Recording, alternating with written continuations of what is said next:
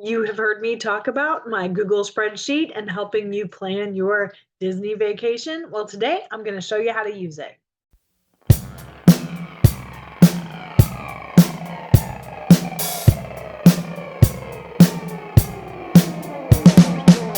Hey friends, thanks for joining me. This is Laura Krumzak with the Disney Slowdown, where I'm going to help you plan your magical vacation with your special needs kids. Slow down, savor the moments, avoid the meltdowns, stay on budget, and have a good time.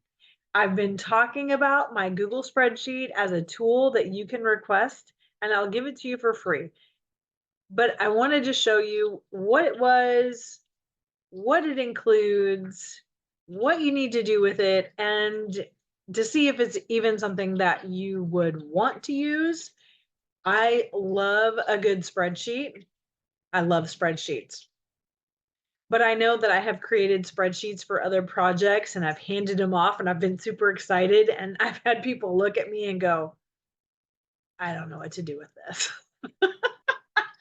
So if this spreadsheet overwhelms you, it's okay. Just take what you want and leave the rest, or create your own, or don't use it at all. It's fine. But I wanted to kind of show you the method behind my madness and see if it lines up with something that you could use as a tool to plan your vacation. Now, it's just a Google spreadsheet. It is really nothing spectacular, but I have put a lot of work and effort into creating it, thinking it through, and writing a lot of information down. You're welcome to create your own and use the same information, but my point is, like, why reinvent the wheel, right? Just get mine. All you have to do is hit the link in the description box below. That's going to send me an email that you've requested it, and I will shoot it right over to you. All you have to do then is just save it to your Google Spreadsheets and start creating. Let's get started because I'm super excited to show you this. I want to draw your attention to the tabs at the bottom. I have lots of pages on here and I probably will end up with more pages before, we're done planning. This could get lengthy. I wanted to start out with some helpful guides. Now, my two younger kids had never been to Disney, and so they were like, I don't know what, 9 and 11, I think, when we got our Disney passes. I can't even think, 9, 11, 12, somewhere around there, right? So they're a little bit older. So there are some things about Disney that they didn't have any interest in, like the parades. But we also didn't have any information about Disney.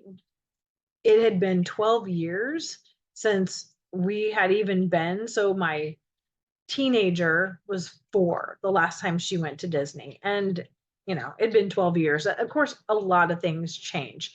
So I just like to kind of get a look at everything and write it all down. And if you've seen any of my videos of like traveling through the parks, I like to get that bird's eye view and look at the map.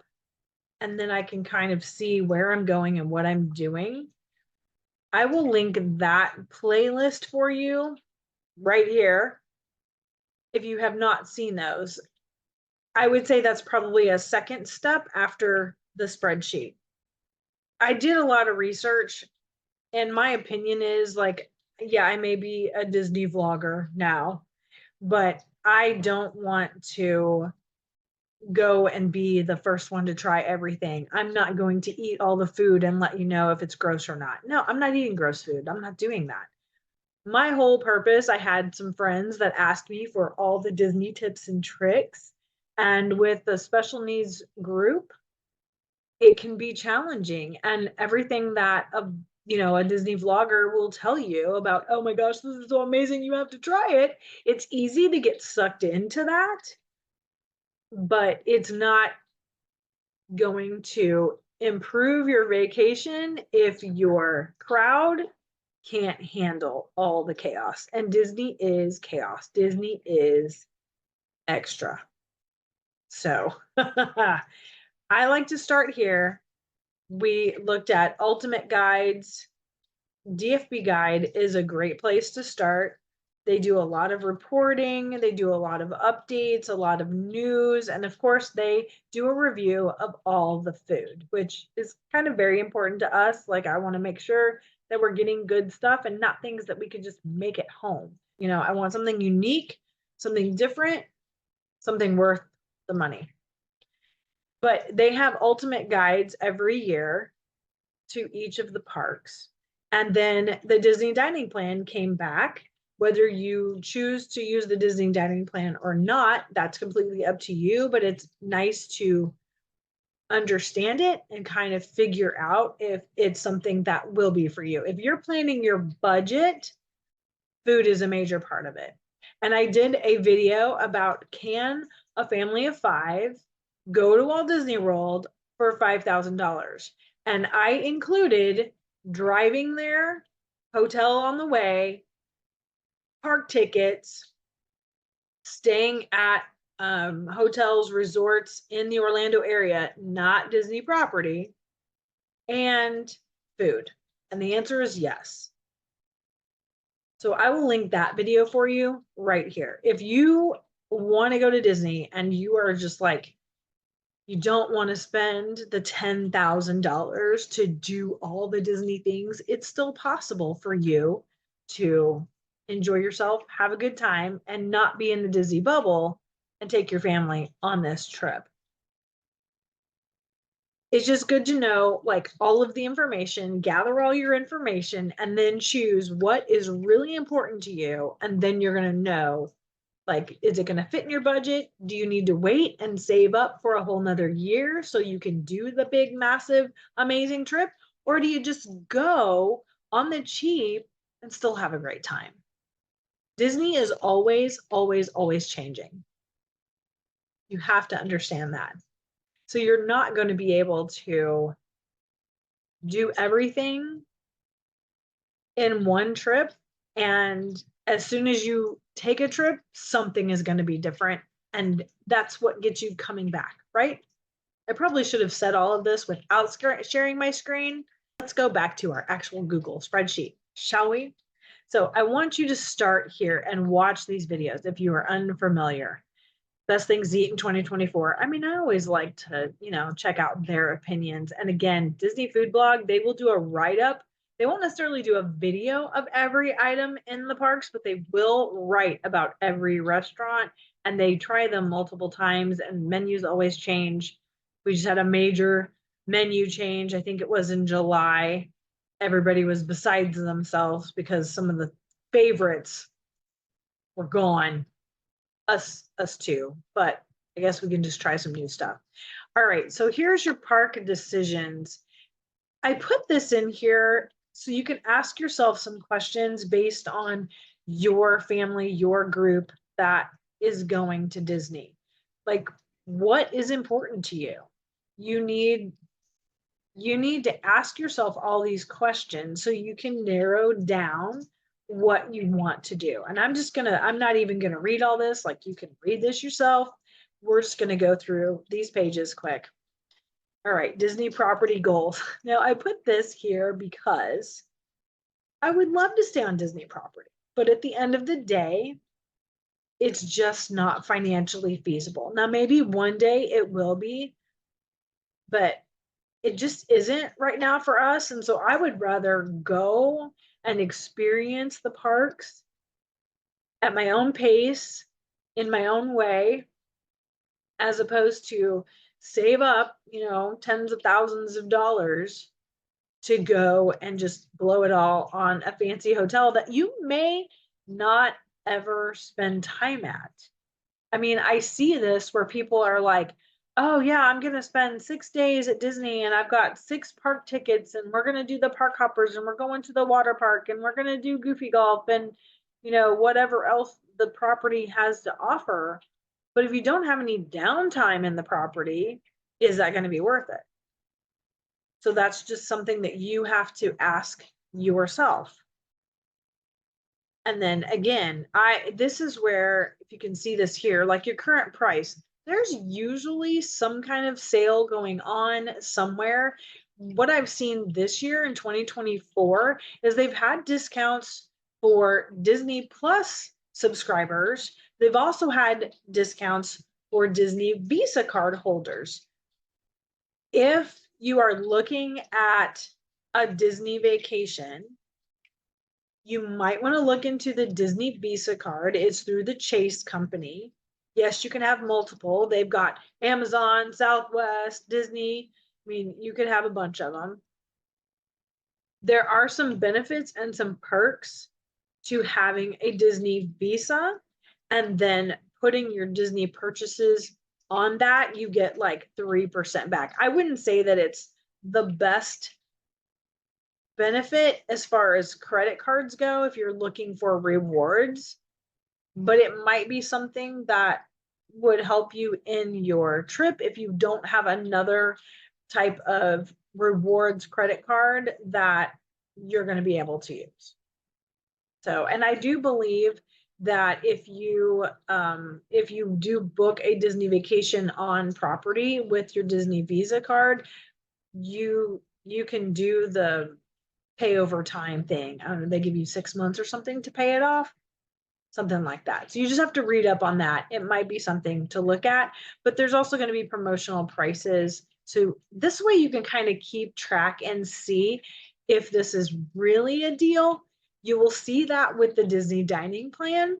A lot of times they will offer the free dining plan, but you have to pay top dollar for your hotel room. You have to stay on property. You have to pay top dollar for your hotel room, and you have to buy the hopper pass option with your park tickets. In my opinion, that does not make your Disney dining plan free. You've just paid full price for everything and put some extra add-ons on there that you might not have gotten otherwise to get the food, and it just may not be worth it. So keep track of your numbers. The numbers don't lie. Math is math. Numbers don't lie. That will keep you from getting sucked into all the hype. And I know it's hard. Disney property possibilities. If we're still talking about Disney property, what fits your budget and what fits your family size? As a family of 5, there really aren't many properties that we can go to for a family of 5. That's something to consider. Okay, and here's your Disney dining plan tracker. Keep it up to date so you stay on top of your planning. When they do a price hike, which I know they're going to, then make sure you change your prices. And I think the dining plan, it just came out in 2024. So I hope that it isn't going to get a price increase already, but you never know. It also is here, I've got here what it includes. Now, prior to COVID, the quick service plan, I thought it was a fabulous deal. They have not only increased the price, but they have removed one of your snack credits. You used to get 2 snack credits per day. You also used to be able to take your quick service credit and turn it into 3 snacks, which was fabulous if you were going to do one of the Epcot food festivals. Also, with your table service dining, you see this in red here. Some of the character dining now requires 2 table service credits.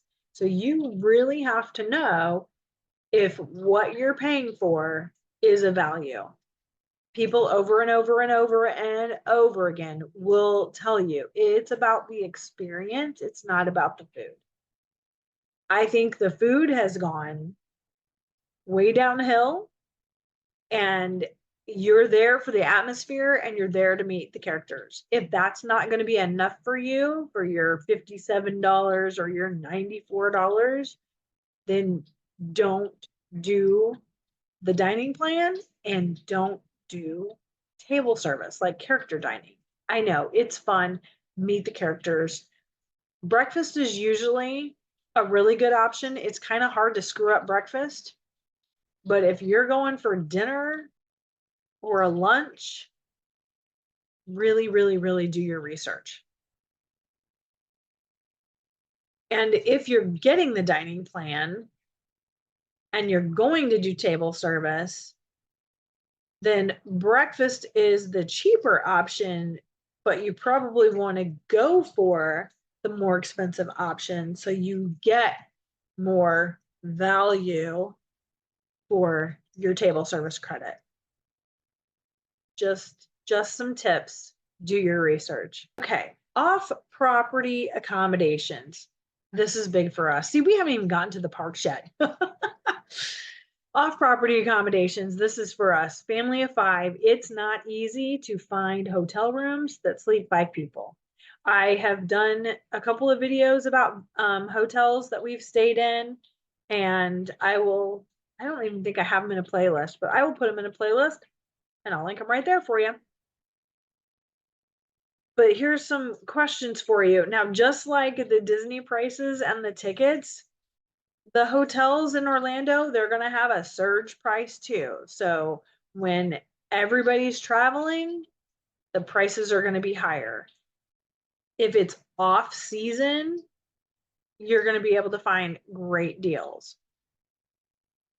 I think you can also look and see, just ask yourself some questions.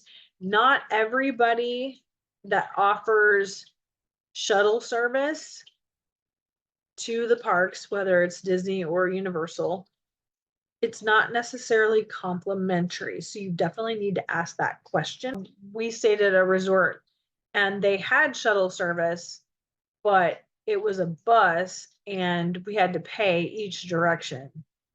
So it wasn't really worth it after, you put your whole family on there. Like, no, we'll just drive, which we drove to Orlando anyway. There are just some questions that you need to ask yourself. And I think I talk about that. I know I've talked about that before, so it's probably in one of those videos about the hotels and the amenities. And if you drive, then it's not necessary that you have shuttle service. You may want the freedom of parking at the parks and then, driving to wherever you want to go. You can always use the Disney transportation once you're on property. That's completely free. It just depends on what your needs are. All right, are you ready? I'm going to show you the parks here. Okay, so now when I did this the first time, I have 2 kids that actually both qualified for DAS, and I don't think they will anymore. We haven't even tried. All right, Tiana's Bayou. Yes, you can use the DAS on Tiana's. So if you don't need the DAS, that's totally fine. You can always hide these or even delete them. With that multi-pass lightning lane, which I don't have anything on here, you might want to change that to multi-pass lightning lane if you're not using the DAS. If you choose to purchase that service, that's a whole nother video. I ain't not even going there. I was kind of surprised when I saw the vloggers trying out the multi-pass lightning lane and they're like, oh, look at all the rides that I can get on my multi-pass lightning lane and I can get through the whole park. And I'm like, I don't understand it. Some of the options they had on the multi-pass is like, you don't usually need a lightning lane for those. Those are pretty easy walk-ons. So it just it aggravates me that Disney has tried to sell this bill of goods and then say, oh, look at this big list of all the things that you get to do when, maybe a third of them are things that you really don't need lightning lane for. And then for them to take out the character experiences, the character meet and greets, because sometimes those get long. I mean, the princesses at Magic Kingdom, that's regularly 45 minutes long. Mickey is usually 45 minutes long. So why would those go away? And then you put things on there that you don't even need a lightning lane for. They didn't ask my opinion, but understand that and understand what it is you want to do before you decide to purchase any single passes or lightning lanes. Learn how to get into the virtual queue. That's important, especially closer to your time. I wish they'd put more on the virtual queue. That would make me happy, but they're going to go for the money. So I have the first one, I've got attractions across the top. So you can kind of see here, and it goes all the way across the top. And I tried to do it by lands because see, this is where I'm crazy. I'm telling you, if this is like too much for you and you're already overwhelmed, tap out. Like it's okay, I understand. But I organized this by land, as you can see at the top here. Oh Lord, it's so much fun. And you just go straight across. I was like, how did I do this? I totally forgot. I haven't looked at this in a while.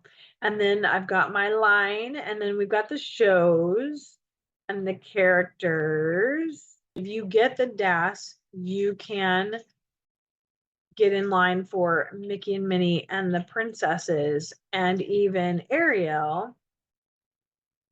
But if you get the multi-pass lightning lane, you purchase that, those character meet and greets are not included. So if your family is more interested in meeting the characters than riding the rides, I'm going to say multi-pass lightning lane might not be for you, because you think about it, you've got a whole bunch of waiting around to see the characters.